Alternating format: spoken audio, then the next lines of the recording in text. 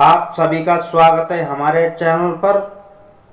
हमारे इस YouTube channel पर आप सभी का स्वागत है और सुनते रहिए अच्छे विचार, जिसे सुनकर लोगों का जीवन बदल दिया है। तो आइए आपको हम सुनाते हैं। झूठ बोलना, उतावलापन दिखाना, छल कपट, मूर्खता, अत्यधिक लालच करना, अशुद्धता, ये सभी प्रकार के दोष स्त्रियों में स्वाभाविक रूप से मिलते हैं। भोजन के योग्य पदार्थ और भोजन करने की क्षमता, सुंदर स्त्री और उसे भोगने के लिए काम शक्ति, पर्याप्त धनराशि तथा दान देने की भावना, ऐसे संयोगों का होना सामान्य तप का फल नहीं है। जिसका पुत्र आज्ञाकारी हो, स्त्री उसके अनुसार चलने वाली हो, अर्थात पतिव्रता हो, जो आपके पास धन से संतुष्ट रहता हो, उसका स्वर्ग यहीं पर है। पुत्र वे हैं जो पिता भक्त है। पिता वही है जो बच्चों का पालन पोषण करता है। मित्र वही है जिसमें पूर्ण विश्वास हो, और स्त्री वही है जिससे परिवार में सुख शांति व्याप्त हो, सुख शांति रहे जिस घर में। ऐसे लोगों से बचें जो आपके मुंह पर तो मीठी बातें करते हैं, लेकिन आपके पीठ पीछे आपको बर्बाद करने की योजना बनाते हैं। ऐसा करने वाले तो उस विष के घड़े के समान है जिसकी ऊपरी सतह दूध से भरी है।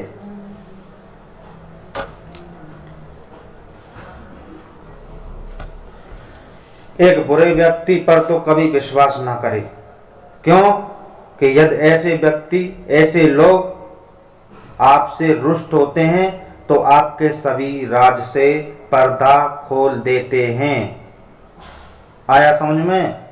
मन में सोचे हुए कार्य को किसी के सामने प्रकट न करे, बल्कि मन ही मन पूर्व उसकी सुरक्षा करते हुए उसे कार्य में परिणत कर दे। सफल बनाने की सोचे।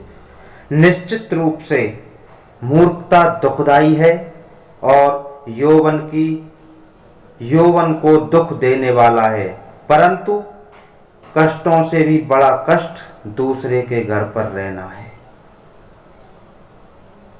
जो व्यक्ति दुराचारी एवं बुरे स्थान पर रहने वाले मनुष्य के साथ मित्रता करता है, वह शीघ्र नष्ट हो जाता है।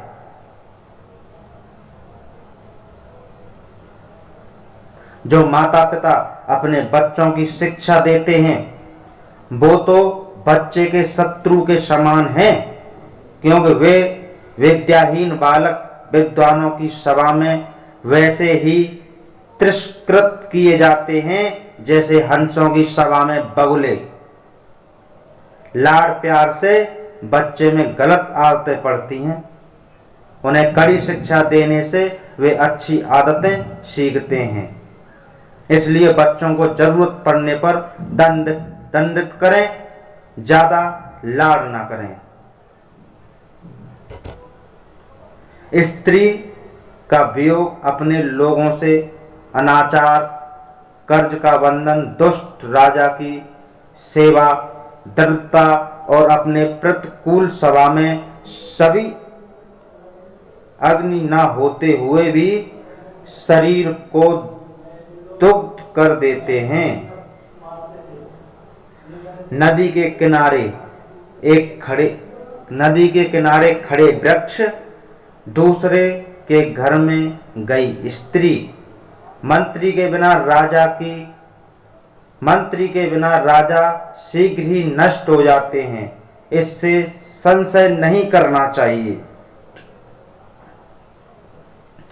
एक ब्राह्मण का बल तेज और विद्या है, एक राजा का बल उसकी सेना में है, एक वैश्य का बल उसकी दौलत में है, तथा एक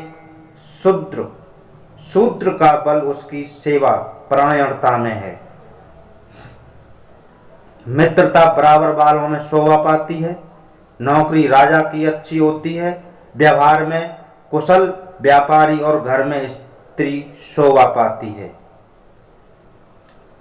वैश्या निर्धन मनुष्य को, प्रजा पराजित राजा को, पक्षी फल रहित वृक्ष को, वह अतिथि उस घर को जिसमें वे आमंत्रित किए जाते हैं को भोजन करने के पश्चात छोड़ देते हैं।